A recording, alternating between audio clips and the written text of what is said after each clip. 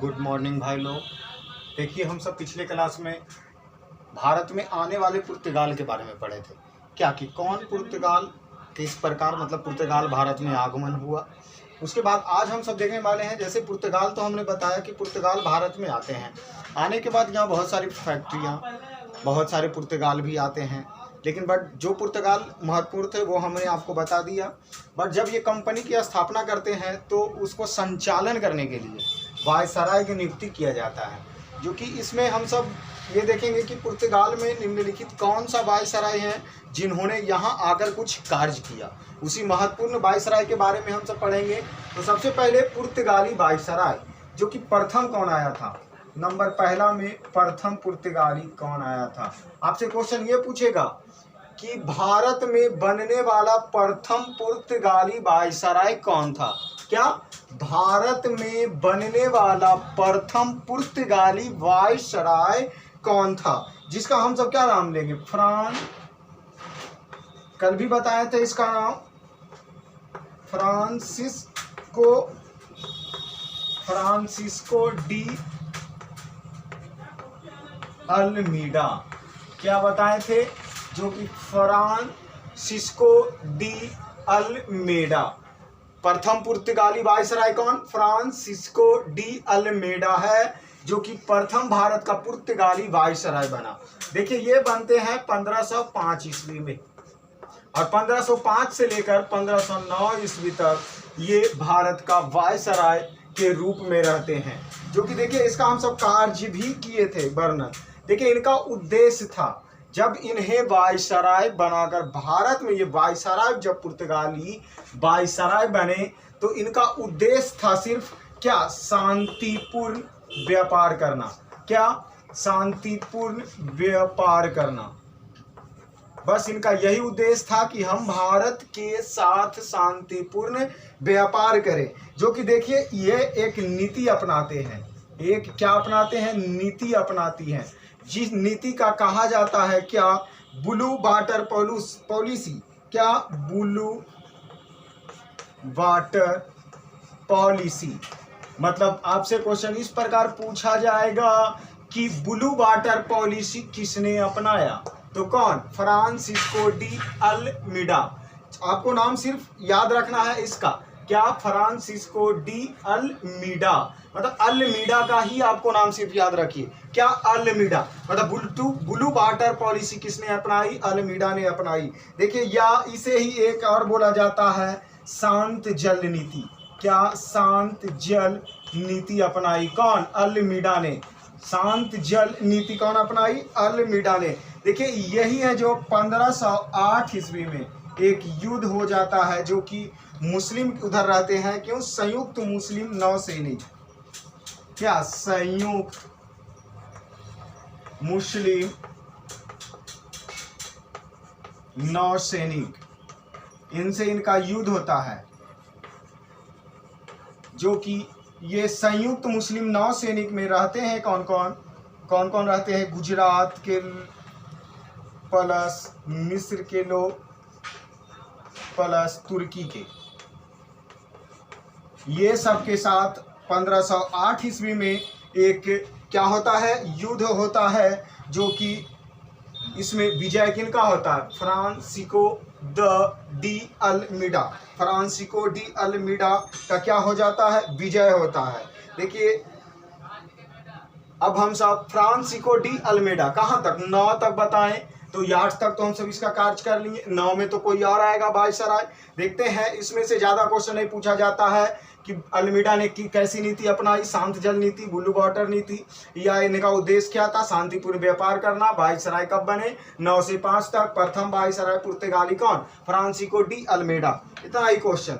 आगे पढ़ेंगे, दूसरा वायसराय बनकर कौन आता है भारत, जो कि 9 में तो ये चले जाते हैं। 9 के बाद एक और वायसराय आता है, जिसका आपका नाम क्या है, अल्फांसो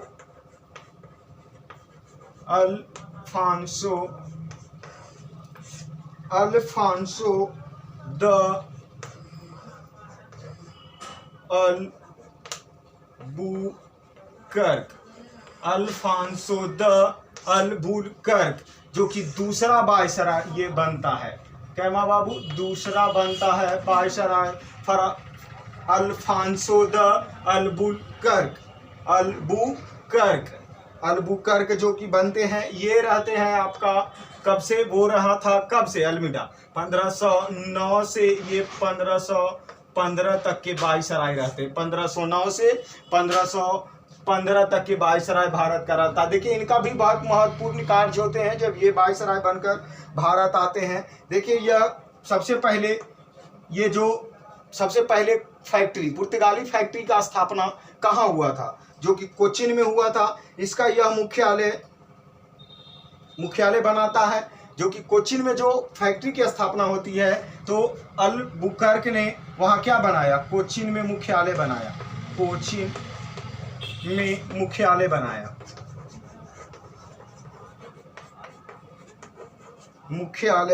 बनाया। आपसे ये पूछा जाएगा कि कौन से पुर्तगाली वायसराय ने कोचिन में मुख्यालय बनाया, तो क्या आप उसका क्या नाम लिखिएगा? Alfonso de Albuquerque. देखिए ये है जो पुर्तगीज शक्ति का वास्तविक संस्थापक बोला जाता। इसे ही भारत में पुर्तगीज शक्ति का वास्तविक संस्थापक माना जाता है। क्या? पुर्तगीज भारत में वास्तविक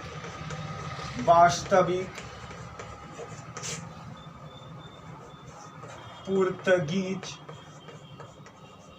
का संस्थापक माना जाता है।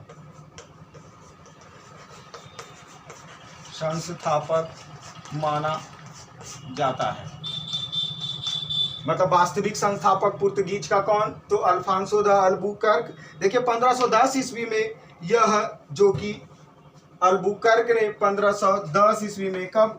1510 ईस्वी में, इसी समय गोवा क्या होता है? गोवा गुलाम में बनाया जाता है पुर्तगालियों के बीच, जो कि किससे? इसी समय में बीजापुर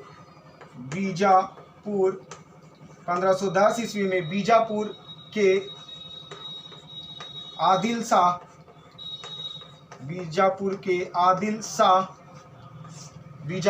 आदिल शाह यूसुफ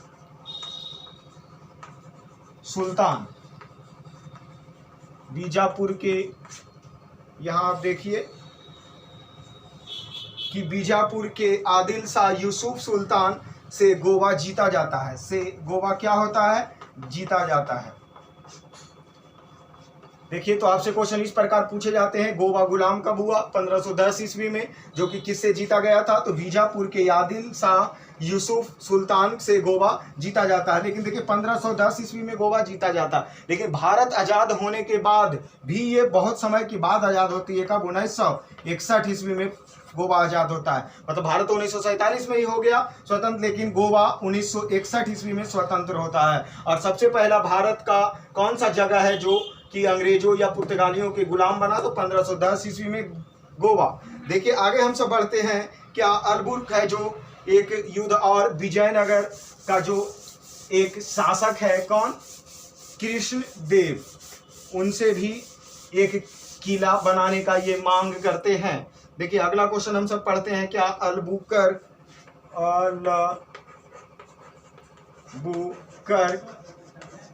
है जो अल्बुकर्क ने विजयनगर के शासक कौन रहते हैं? कृष्णदेव राय से मिलकर एक किला बनाने की बात करती है। कौन किला? भटकल किला। तो आपसे पूछेगा भटकल किला का निर्माण किनके उद्देश्य से बनाया गया, किनके आदेश पर बनाया? भटकल किला का निर्माण करते हैं जो कि इनसे आदेश लेता है। क्या लेता है? पहले आदेश। कौन लेता है आदेश? अल्बुकर्क ने कृष्णदेव राय से आदेश लेता है, जो कि कृष्णदेव राय किस वंश के हैं? तो यह है विजयनगर वंश के। देखिए आप सब मेडिएवल हिस्ट्री अगर पढ़े होंगे तब तो आप इसका आंसर दीजिएगा ही कि विजयनगर की संस्थापना किसने किया। पहले आप इसको देख लीजिए, थोड़ा सा देख लेते हैं। आ गया तो इसका संस्थापक कौन? हरियर एवं बुक्का। देखिए एक क्वेश्चन और पूछा जाता है, जैसे कि अगर ऐसे आपसे जनरली रूप से पूछे कि विजयनगर के संस्थापक कौन है? तो हरियर एवं बुक्का। लेकिन अगर आपके ऑप्शन में यह नहीं रहे, दोनों एक साथ नहीं रहे, बाई चांस आपसे पूछ दे कि विजयनगर जो वंश है इसका संस्थापक किसने किया, और हरियर अलग कर दे और बुक्का अलग कर दे, तो उस समय पे आपको सिर्फ मारना है तो हरियर प्रथम। क्या मारना है? हरियर प्रथम। मतलब अगर ऑप्शन में हरियर और बुक्का एक साथ में रहा तो इसे मारकर चले जाएंगे, लेकिन अगर विजयनगर साम्राज्य की पहले जो संस्थापक, ये दोनों एक भाई रहते हैं जो दोनों मिलकर करते हैं, लेकिन इसका सबसे पहला संस्थापक कौन माना जाता है? हरियर प्रथम माना जाता है। देखिए इसका संस्थापना हुआ कब? 1336 ईस्वी में, और इसका अंत कब हो जाता है? 56 में। कब? 56 में इसका खत्म हो जाता है। देखिए विजयनगर, अभी विजयनगर में जो विजयनगर साम्राज्य एक वंश है, वहां पे 4 वंश आते हैं। कितने वंश आते हैं? मतलब पूरे विजयनगर जो साम्राज्य है उसमें टोटल 4 वंश, ये जो 36 से 56 तक कार्य करते हैं वो 4 वंश का कार्य होता है। कौन कौन वंश? संगम वंश, देख लीजिए, संगम वंश, सालूब वंश, संगम वंश, सालूब वंश, तुलुब वंश, और फिर आरबेडू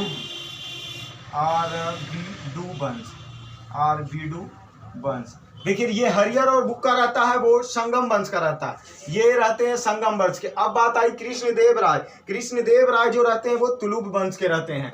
कौन वंश के? तुलुब वंश के ये रहते हैं।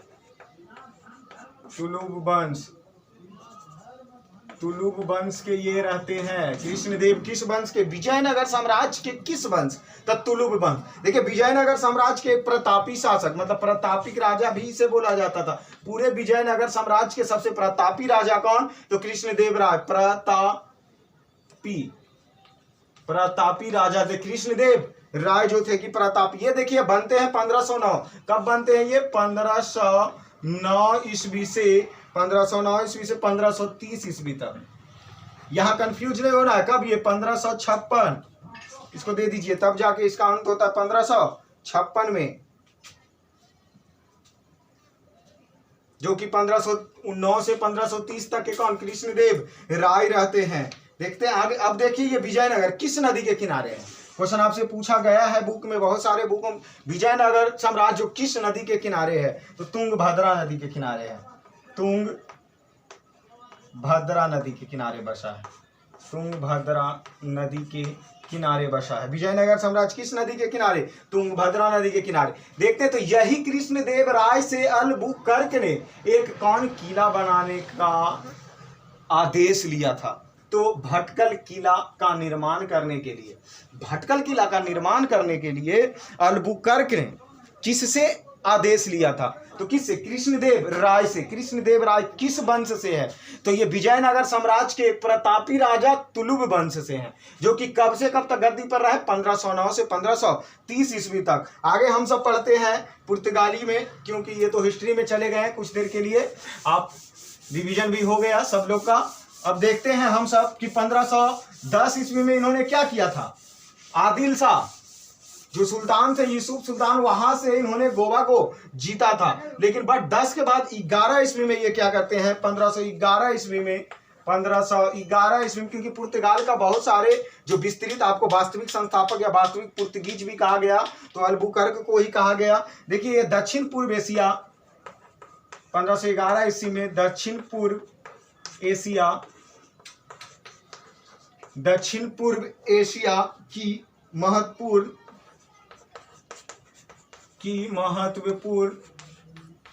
दक्षिण पूर्व एशिया की महत्वपूर्ण मंडी मलक्का पर क्या करते हैं? नियंत्रण स्थापित करते हैं। आपसे क्वेश्चन ये पूछा जाएगा कि मंडी मलक्का पर इन्होंने, जो कि कौन? अलबुकर्क ने अपना नियंत्रण कब किया? 1511 ईस्वी में किया है। देखिए दक्षिण पूर्व एक है बस्ती, ये जो दक्षिण पूर्व है एक क्या है? बस्ती है, जो कि कौन सी बस्ती?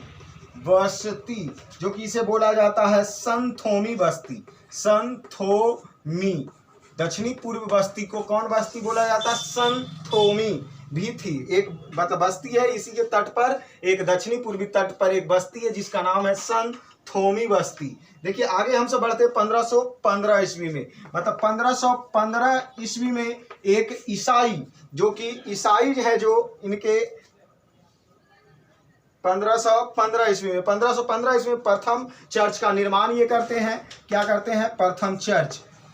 क्वेश्चन पूछेगा कि प्रथम चर्च का निर्माण भारत में कब हुआ, तो 1515 ईस्वी में। कौन कराया? अल्बुकर्क के द्वारा हुआ, जे कि जिसका नाम क्या रखा जाता है? Saint Xavier. क्या? Saint Xavier. प्रथम चर्च कौन? सेंट जेवियर, जो कि 1515 ईस्वी में निर्माण कराते हैं। कौन? अल्बुकर्क ने। देखिए ये तो प्रथम चर्च हो गया, लेकिन यहीं से एक क्वेश्चन हमारे माइंड्स में और आता है कि बड़ा चर्च कौन है, मतलब भारत में सबसे बड़ा चर्च कौन सा है? सेंट सबसे बड़ा चर्च सी कैथोलिक। कौन? सी कैथीड्रल। सी कैथीड्रल। देखिए सी कैथीड्रल है जो कि सबसे बड़ा चर्च है। इसका निर्माण शुरू हुआ था 1562 ईस्वी में, लेकिन कार्य हुआ 1619 ईस्वी में पूरा।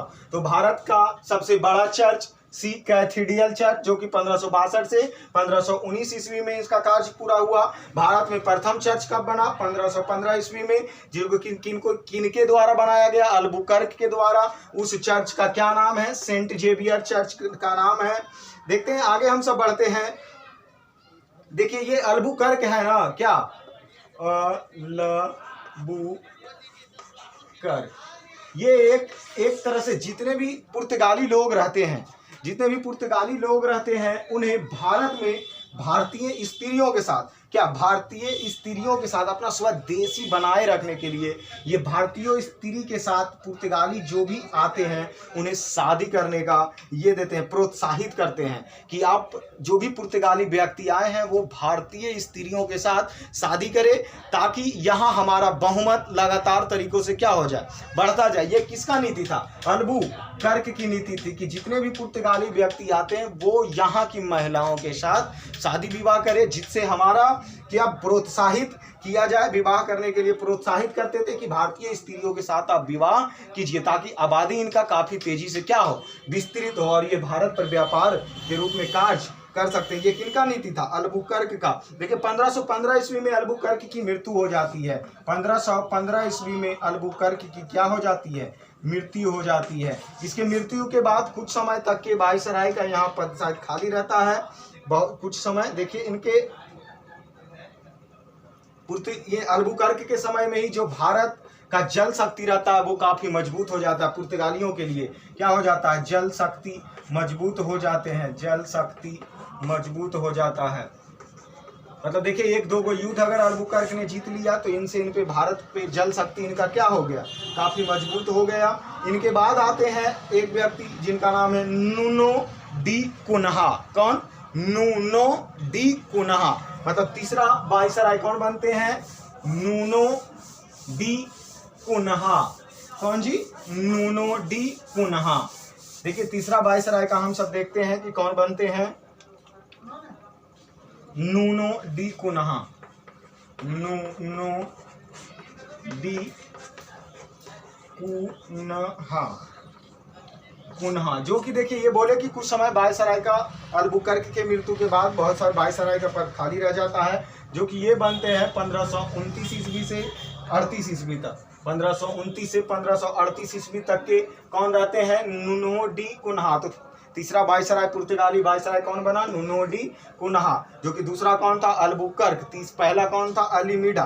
कौन थे पहला? अल्मीडा, फ्रांसीसी डी अल्मीडा। दूसरा अल्बुकर्क, तीसरा नूनो डी कुन्हा, जो कि 1529 से 1528 ईस्वी में। देखिए जैसे ही आपको जो भी पढ़ा हुआ मिले ईस्वी, जैसे कि देखिए ईस्वी याद करना कठिन क्यों होता है? क्योंकि अभी हम सब ने यहाँ 1529 ईस्वी पढ़ा, बट आप ये सोचिए कि ये कहीं और भी पढ़ने के लिए है 1529 ईस्वी, जो कि 1529 में कोई और ऐसा घटना घटा है जो हमें जानना चाहिए, क्योंकि पढ़ना तो हमें सब कुछ है। तो देखिए 1529 ईस्वी में ही बाबर का एक युद्ध होता है, जो कि कौन? घाघरा का युद्ध। घाघरा का युद्ध 1529 ईस्वी में ही घाघरा का युद्ध होता है, जो कि किनके बीच होता है? बाबर और अफगानों के बीच। तो आप सबसे पहले आप अपना बैकअप, जो पीछे आप कितना सोच सकते हैं, बहुत समय पहले कितना पढ़े वो आप सोच सकते हैं। 1529 ईस्वी में कौन सा युद्ध?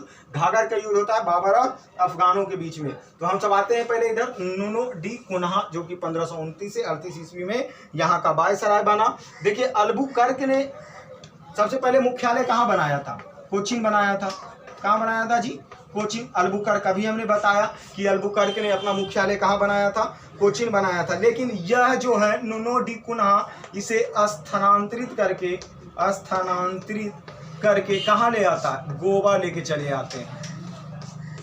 तो अपना मुख्यालय कहाँ बना दिया? ये कुन्हा, नुनो डी कुन्हा ने गोवा बना दिया। कोचीन कौन बनाया था? अल्बुकर्क ने अपना मुख्यालय बनाया था। इस प्रकार गोवा को औपचारिक राजधानी भी घोषित कर देता है। ये क्या? औपचारिक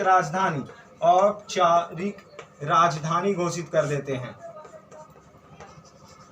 नुनो डी कुन्हा राजधानी घोषित कर देते हैं। देखिए आगे कुन्हा द्वारा किए गए कुछ अधिकार पे क्षेत्र हैं। देखिए कुन्हा है जो 1534 और 1535 ईस्वी में गुजरात के कुछ क्षेत्र, कितने बोले जी? 1534 से 1535 ईस्वी में गुजरात के कुछ क्षेत्रों पर क्या कर लेते हैं? अधिकार कर लेते हैं। देखिए ये पहला अधिकार 1534 में कृष्णा बेसिन पर करता है, कृष्णा बेसिन पर करते हैं, और 1535 ईस्वी में यह दीव पर करते हैं, मतलब दीव पर अधिकार 1535 में करते हैं। 1534 में कुन्हा बेसिन पर यह अधिकार कर लेते हैं। कौन? नुनो डी कुन्हा। देखिए अब देखते हैं इस समय जो कृष्णा बेसिन है, यहाँ का कोई ना कोई शासक तो होगा। तो यहाँ का शासक रहता है कौन? बहादुर शाह। गुजरात के शासक कौन? जो कि ये गुजरात में हम जगह पहले ही बोल चुके हैं, गुजरात में। देखिए बहादुर शाह से इनका समझौता हो जाता है। किनका? नुनो डी कुन्हा का। कृष्णा बेसिन के लेकर बहादुर शाह से इनका क्या हो जाता है? समझौता हो जाता है। लेकिन परंतु ये जब दीवार खड़ी करने लगते हैं ना, समझौता के बाद दीवार जब खड़ी करने ये करते हैं तो विवाद दोनों में उत्पन्न हो जाता है। मतलब बोल सकते हैं कि 1534 में कृष्णा बेसिन पर जो वो अधिकार किया नुनो डी कुन्हा ने, इसकी समझौता बहादुर शाह के द्वारा बहादुर शाह से किया जाता है। लेकिन जब वहां पे दीवार खड़ी करने की बात आती है तो बहादुर शाह और नुनो डी कुन्हा में आपस में क्या हो जाते हैं? विवाद खड़े हो जाते हैं। जो कि यही विवाद के कारण बहादुर शाह है जो कि समुद्र में गिरकर उसकी क्या हो जाती है? डूब जाता है। मतलब बहादुर शाह की मृत्यु कैसे हो गया? समुद्र में गिरकर डूब गए, समुद्र में गिरकर। अब देखिए सर, बार बार हम इसी बात को लिए बोलते हैं कि आपको अगर कोई भी टॉपिक्स या जैसे कि कोई भी ईस्वी या कोई भी नाम ऐसा लगे कि ये कहीं हमें और पढ़ने के लिए मिला है तो आप उसकी चर्च जरूर करें। जैसे यहाँ 1529 में मिला था, उसी प्रकार आप यहाँ देखिए बहादुर शाह, जो कि अगर आप सब हिस्ट्री पढ़े होंगे, मेडिवल हिस्ट्री, तो मुगल शासक रहता है उसमें ये नाम का भी जिक्र है। लेकिन वो व्यक्ति और ये व्यक्ति, क्योंकि ये हम सब पढ़ रहे हैं 1534 में भैया लोग, कितने में? 1534 में ही। और वहाँ बहादुर शाह जफर जो कि मुगल वंश में रहता है, जो कि वो आते हैं कब? 1700 कुछ ईस्वी में आते हैं। तो अभी हम सब देखेंगे ये बहादुर शाह अलग है, जो कि कृष्णा बेसिन के साथ नुनो डी कुन्हा से क्या हुआ था? समझौता हुआ था। लेकिन नहीं समझौता के कारण इनका मृत्यु हो गया। दो व्यक्ति बहादुर शाह का और मिलता है मुगल काल में पढ़ने के लिए। क्या? बहादुर, देख लेते हैं इसका नाम, बहादुर शाह जफर। पहला मिला, क्या मिले? पहला मिलता है बहादुर शाह जफर, दूसरा मिलता है बहादुर शाह जफर, ये प्रथम होते हैं, और दूसरा मिलता है बहादुर शाह जफर द्वितीय। बहादुर, और दोनों मुगल काल में ही पढ़ना है, बहादुर शाह जफर द्वितीय।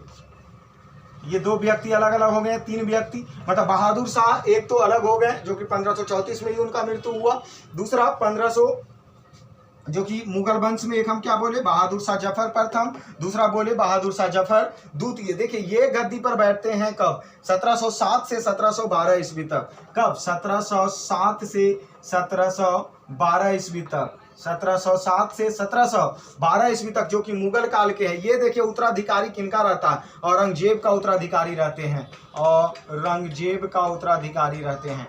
मतलब औरंगजेब के बाद गद्दी पर, मुगल वंश की गद्दी पर कौन बैठता है? बहादुर शाह जफर प्रथम। लेकिन ये बहादुर शाह जफर जो द्वितीय है, ये मुगल वंश के सबसे अंतिम शासक, कब? मुगल वंश के सबसे अंतिम शासक, जो कि ये गद्दी पर बैठते हैं 1837 से 1857, 1837 से 1857 तक, 1857 तक। 1837 से 1857 तक कौन? बहादुर शाह जफर द्वितीय। देखिए बहादुर शाह जफर द्वितीय 1857 ईस्वी में इनका क्या हो जाता है? देखिए 1857 में एक क्रांति हुआ था। आप ये भी सोच सकते हैं कि बहादुर शाह जफर द्वितीय 37 से 57 रहे, 1837 से 1857 बहादुर शाह जफर द्वितीय। देखिए जब सैनिक विद्रोह होता है, जिसे आप सब बोला जाता है कौन सा विद्रोह? मुगल वंश के अंतिम शासक जो कि क्रांति, सबसे पहले 1857 की जो क्रांति होती है वो बहादुर शाह जफर द्वितीय दिल्ली की तरफ से, दिल्ली से रहते हैं। भारत में 1857 की जो क्रांति होता है उसका नेतृत्व 1857 में दिल्ली से कौन करता है? बहादुर शाह जफर द्वितीय।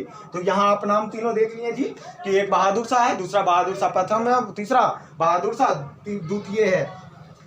देखते हैं आगे पढ़ते हैं। अब हम सब पुर्तगाल में ही आ जाते हैं। जहां तहां अगर एक नाम का मिले तो उसे रिवीजन कर लेना चाहिए। आगे बढ़ते हैं और क्या होता है? नूनो डी कुन्हा ने बहादुर शाह की क्या हो गई? मृत्यु होगी 1834 ईस्वी के जो कौन बेसिन, क्या बताएं? कृष्णा बेसिन। कृष्णा बेसिन के समझौता के बाद ही बहादुर शाह की क्या हो गई? मृत्यु हो गई। अब देखते हैं समुद्री भारतीय, जो कि देखिए पुर्तगाली जो रहते हैं ना, वो समुद्री भारतीय साम्राज्य की एक प्रथा लागू करते हैं जिसे बोला जाता है इस्तादो द इंडिया। इस्तादो द इंडिया नाम देते हैं ये, जो कि भारतीय के जो समुद्रीय जो रहते हैं, समुद्रिक भारतीय, उसका नाम दिया जाता है क्या? पुर्तगालियों द्वारा समुद्रिक भारतीय साम्राज्य को क्या नाम दिया गया? इस्तादो द इंडिया का नाम दिया जाता है। जो कि समुद्रिक भारतीय जो रहते हैं उनका नाम क्या पड़ता है? इस्तादो द इंडिया नाम पड़ते हैं। देखिए यहीं पे एक बात और बोला जाता है कि ये जो पुर्तगाली रहते हैं वो बहुत सारे महासागरों पे ये अपना नियंत्रण कर लेते हैं। जैसे हिंद महासागर में जितना भी हिंद महासागर में होने वाले व्यापार का नियंत्रण और उस पर कर लगाएंगे। हिंद महासागर में जो भी व्यापार होगा उस पर कर कौन लगाएंगे? पुर्तगालियों लोग लगाते हैं। इसके पे कर लगाने ये लग जाते हैं। दूसरा, अपने आप को ये सागर का स्वामी कहने लग जाते हैं। क्या? सागर का स्वामी। अपने आप को यह सागर का स्वामी कहने लग जाते हैं। कि कौन लोग? पुर्तगालियों लोग। मतलब पहले तो हिंद महासागर पर ये क्या करेंगे? कब्जा किए, नियंत्रण किए, उस पर कर लगाना शुरू कर दिए। दूसरी बात कि इन्होंने सागर को, अपने आप को, खुद को स्वामी कहने लग गए। देखिए एक व्यवस्था भी ये लागू करते हैं। क्या? एक व्यवस्था भी लागू करते हैं, जिस व्यवस्था का नाम क्या है? कार्टज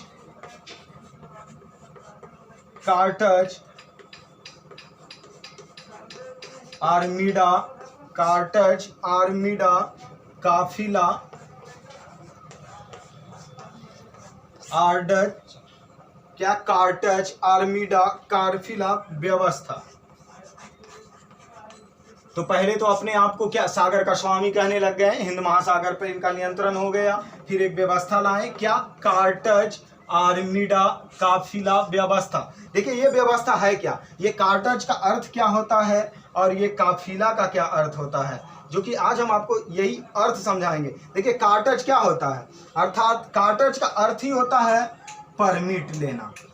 मतलब बिना परमिट के आप तो पहले व्यापार समुद्री मार्ग से नहीं कर सकते हैं। किसका अर्थ निकल रहा? कार्टिज। मतलब इनके कहने का मतलब क्या हुआ कि जो अरबी जहाज पुर्तगाली अधिकार से परमिट लिए बिना अरब सागर में व्यापार नहीं करेंगे। क्या? अरबी जहाज जितने भी हैं वो बिना पुर्तगाली से परमिट लिए अब वो व्यापार नहीं करेंगे। ये कार्टिज का अर्थ निकल रहा है। अब देखते हैं काफिला।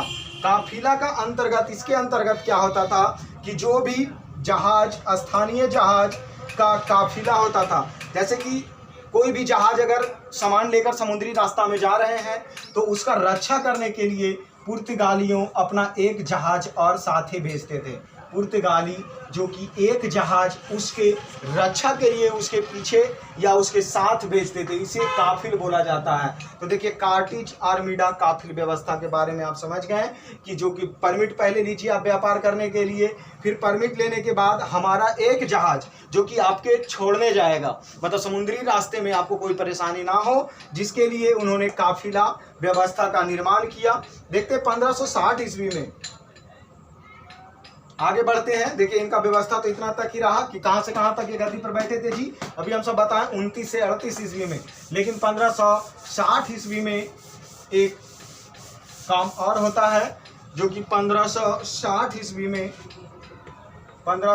ईस्वी में देखिए ईसाई, पहले पुर्तगाली लोग आए और ईसाई की मतलब पूरे भारत में विस्तृत करने में ईसाई धर्म के में काफ़ी जोरों से लग गए थे, जो कि आपको हम पहले ही बताएं कि पहला ये कब बनाए थे, 1515 ईस्वी में प्रथम चर्च का निर्माण इन्होंने किया।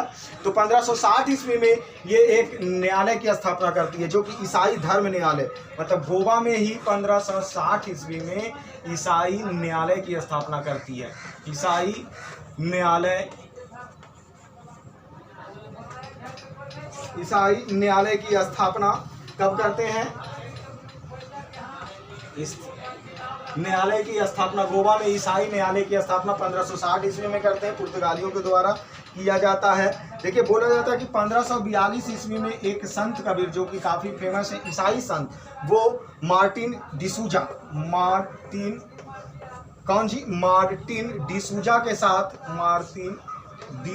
के साथ एक संत कबीर मार्टिन डिसूजा के साथ एक प्रसिद्ध ईसाई संत, क्या प्रसिद्ध ईसाई संत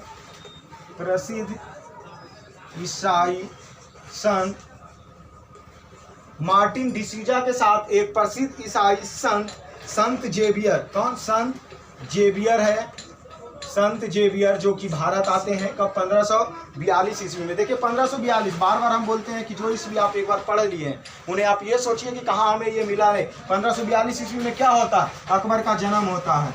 अकबर का क्या होता है? अकबर का जन्म कब होता है? 1542 ईस्वी में अकबर का जन्म होता है, जो कि कब? 15 अक्टूबर। कब जी? 15 अक्टूबर 1542 ईस्वी में अकबर का क्या होता है? जन्म होता है। आगे बढ़ते हैं हम सब। भारत देखिए जो आपका पुर्तगाली लोग रहते हैं वो काफ़ी व्यापार करने में काफ़ी ज़्यादा मददगार होते हैं। देखिए होते क्या है, जैसे कि क्या मददगार होंगे जी, जैसे भारत और जापान से व्यापार करने का श्रेय बढ़ा देते हैं। भारत से जापान के व्यापार करने का बढ़ गया। अमेरिका से तंबाकू लाना और आलू लाना, मक्का लाना, ये सब पुर्तगालियों के द्वारा ही देन है।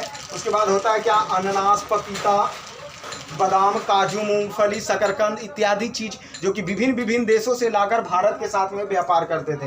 देखिए तो भारत क्या बोले, भारत और जापान के साथ व्यापार का श्रेय बढ़ा। अमेरिका से क्या लाया गया? तंबाकू, आलू, मक्का भारत लाया गया व्यापार करने के उद्देश्य से। फिर अनानास, पपीता, बादाम, मूंगफली, काजू इत्यादि चीज जो कि अनेकों देशों से भारत के साथ में व्यापार का एक क्या जोड़ा गया? साझा जोड़ा गया, जो कि पुर्तगालियों के द्वारा ही जोड़ा गया। देखिए पुर्तगाली कंपनी के बाद हम बोले थे कि कौन सी कंपनी के बारे में पढ़ेंगे? डच कंपनी के बारे में पढ़ेंगे। डच कंपनी जो कि कब आता है? भारत 1595 ईस्वी में भारत आते हैं, लेकिन ये कंपनी की स्थापना 1602 ईस्वी में करता है। तो कल हम सब अगले वीडियो में डच के बारे में पढ़ेंगे कि डच कंपनियां क्या है। तो बाकी आज तक इतना ही। पुर्तगाल से क्वेश्चन हम सब इतना ही पूछे जाते हैं।